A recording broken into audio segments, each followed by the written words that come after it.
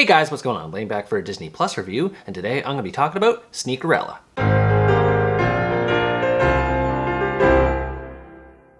Sneakerella is an American musical romantic comedy that tells the story of Elle, a young boy living in Queens, New York, who dreams of being a sneaker designer but is discouraged from pursuing his passion by his stepfamily. One day, while lining up for a shoe drop, he meets a woman in line named Kira. The two hit things off as they start to spend a lot of time with each other, much to the chagrin of Elle's stepfamily. He becomes inspired to create a truly unique pair of sneakers in the hopes of being able to strike a business deal with Kira's dad, a leading executive of a shoe company, but Eli's family threatens to tear his dreams and relationship with Kira apart. Anyone who's remotely familiar with how the story of Cinderella goes will know what to expect with this one, as it essentially serves as a modern reimagining of the classic fairy tale, and it's a fairly decent one at that. It doesn't say or show anything new story-wise, so it is predictable, but its presentation of this story is interesting enough to hold one's attention. Chosen Jacob stars as the protagonist Elle. I thought it was interesting how the story opted to depict a male as the Cinderella figure, and Chosen does a good job of portraying this role. Because of his stepfamily, he lacks confidence in many areas of his life, and this isn't helped by the fact that he continues to mourn the loss of his mother. Despite his circumstances, Elle holds out hope that he'll make it big someday with his artistic visions, and the movie regularly displays his talents and the hard work he does to prove himself.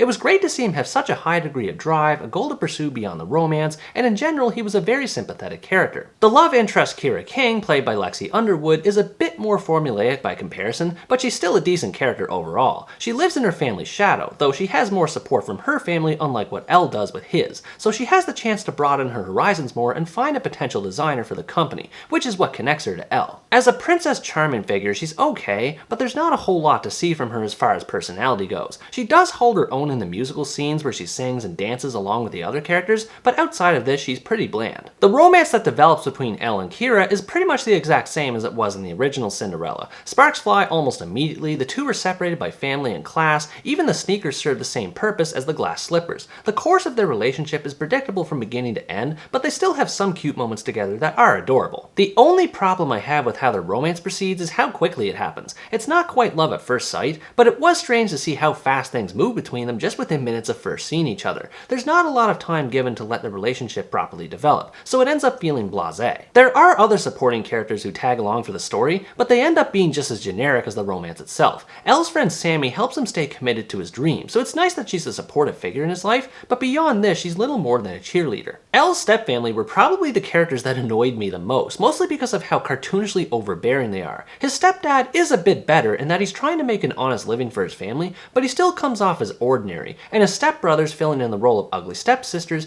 are just plain irritating. Most of this movie's appeal will be found in the way it presents its story in musical form, just like how Disney's animated classic did several decades ago. I was skeptical about whether or not the filmmakers would be able to pull off the soundtrack, but it ended up being my favorite part of the movie. The soundtrack is energetic and covers a variety of genres, ranging from rap to pop to ballads, so it has something for everyone to enjoy. Chosen, Lexi, and all of the other actors are great in their singing and dancing performances, the latter of which is choreographed well and adds more flavor to the story. What I appreciate most about the music is how well it's paired with the story. I'm not a big fan of musicals that put their story in the back burner and just feature one song after another, as it gets tiring to hear non-stop singing all the time, but this movie is able to balance both of these things effectively, and the music is paced in a way that one can't always tell when a song is coming, which I like. This being said, there were times during the performances that confused me. Sometimes characters will stop singing and start speaking in a normal voice, so the story sort of mixes with the song, but the lip sync doesn't always match with their words, so it ends up looking weird to see characters talking during the musical bits. I didn't expect this kind of technical problem to be in a Disney movie, but what shocked me even more was how bad the green screen ended up being. I mean, seriously, it is really bad. Whether a character's outside on a rooftop or even going through hallways indoors, they often have this fuzzy outline around their bodies.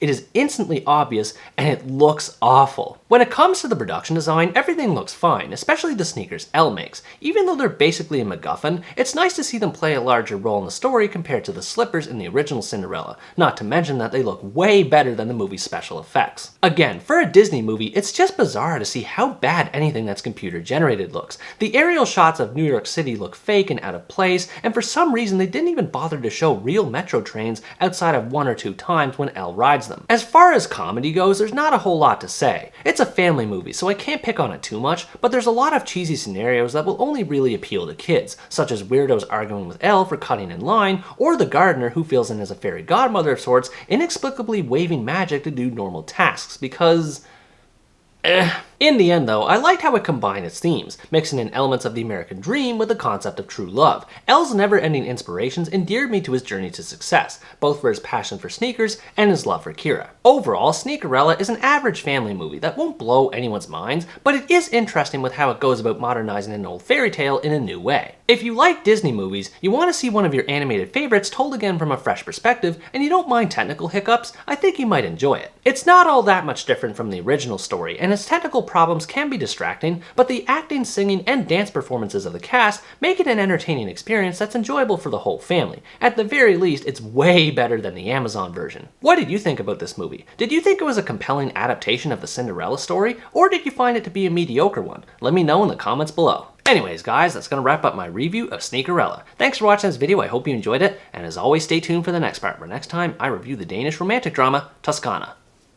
Bye bye!